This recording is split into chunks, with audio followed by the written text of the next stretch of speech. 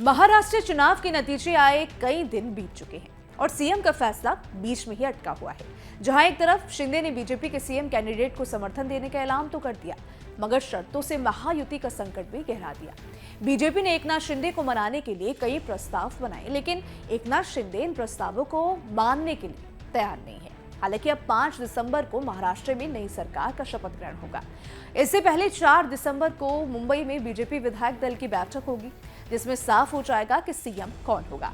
हालांकि उससे पहले नाराज शिंदे को मनाने के लिए बीजेपी ने अपने भरोसेमंद आदमी को उनके पास भेज दिया है।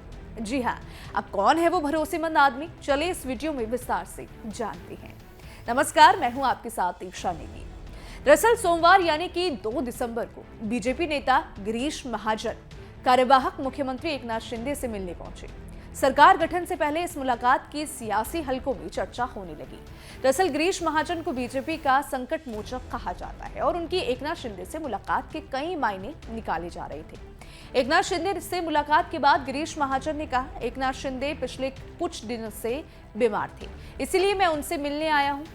कोई नाराजगी नहीं है। हम 1 घंटे तक साथ बैठे और बातचीत की। उन्होंने 5 दिसंबर की तैयारियों पर भी चर्चा की और मैंने भी कुछ विचार साझा किए। हमें राज्य के लोगों के लिए बहुत काम करना है। हम जनता के लिए मिलकर काम करने जा रहे हैं। कोई नाराजी नहीं है। माननीय एकनाथ जी शिंदे साहब 4-5 दिन से बीमार थे, इसीलिए मैं तबियत की पूछताछ करने यहाँ पर उनके घर आया था। मेरे पे 1 घंटा सवा घंटा हम लोग साथ में बैठे, बातचीत हमारी वहाँ पर हुई है।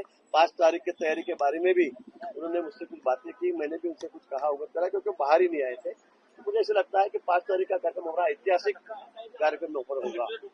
देश भर से सभी नेता, माननीय प्रधानमंत्री जी, अमित भाई है, नड्डा जी है, सभी नेता यहाँ पर आएंगे और बड़े धूमधाम से ये कार्यक्रम मनाया जाए। सर, इस प्रकार की मांग कर रहे हैं, ऐसे कुछ शिवसेना के मेरी कोई किसको कौन सा खाता चाहिए, कौन मंत्री बनेगा, इसके बारे में मेरी कोई चर्चा नहीं हुई। मैं इतना बड़ा नेता नहीं हूँ। ये चर्चा ऊपर ही हो सकती है, या हमारे देवेंद्र जी, अजीत दादा है, माननीय एकनाथ जी है, ये इस बारे में चर्चा करेंगे और उसके बाद हमारे जो दिल्ली के हाईकमांड है, जो हमारे नेता है, वही निर्णय करेंगे। सर, जिस प्रकार आपको भाजपा का संकट मुझे कहा जाता है, जहाँ जहाँ भी प्रदर्शनी करना होती है वहाँ पे आप जाके प्लानिंग करते हैं, सुलझाने का काम करते हैं। यहाँ पे कौन संकट लेके आए? मैं कोई संदेश लेके नहीं, संकट मोचक करके यहाँ पर नहीं है। मैं खाली तबियत की पूछताछ करने माननीय एकनाथ जी के यहाँ पर आया था और इसी को लेकर फिर हमारी अच्छी चर्चा भी हुई, अच्छी बातचीत भी हुई। मुझे लगता है कल से हम लोग सब साथ में, मतलब कल मीटिंग भी सामने रखी हुई 6 दिसंबर को लेकर, मुझे लगता है कल से सब रेगुलर काम पर अपना काम शुरू करेंगे। और कोई आपको जो लग रहा है कि वो नाराज है, क्यों नहीं आ रहे, क्यों नहीं बात, ऐसा कुछ नहीं है। एकनाथ जी बहुत बड़े नेता है, उनका दिल मुझे पता है, ब्रॉड माइंडेड है, उनमें कोई ऐसे संकोच नहीं है। वो लोग को भी पता है कि इतना बड़ा माइंडेड लोगों ने, मतदाताओं ने हमें दिया है, इसलिए उसका भी आदर करना चाहिए। तो इसलिए हम लोग सब साथ में है, तीनों पार्टी, हमारे घटक पक्ष जो भी है, हम मिलकर 5 साल बहुत अच्छा काम राज्य में करेंगे।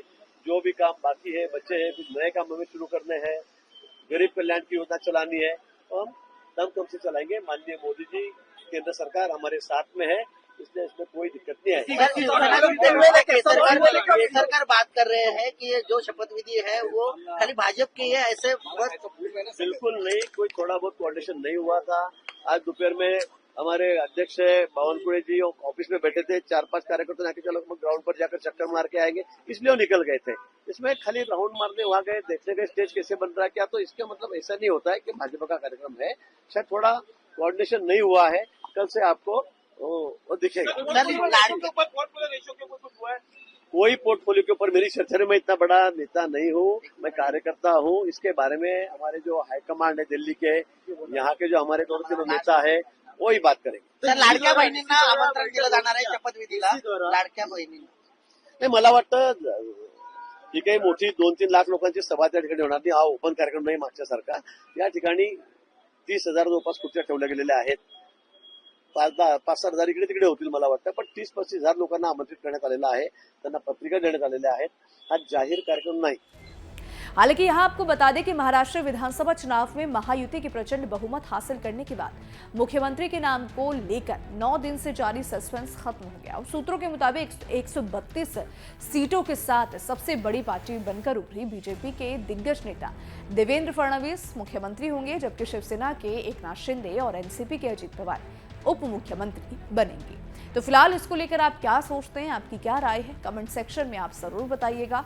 वीडियो पसंद आए तो वीडियो को लाइक और शेयर करना बिल्कुल भी मत भूलिएगा। साथ ही हमारे चैनल को सब्सक्राइब कर लें, बेल आइकन को प्रेस कर लें ताकि हर एक अपडेट सबसे पहले आप तक पहुंच सके।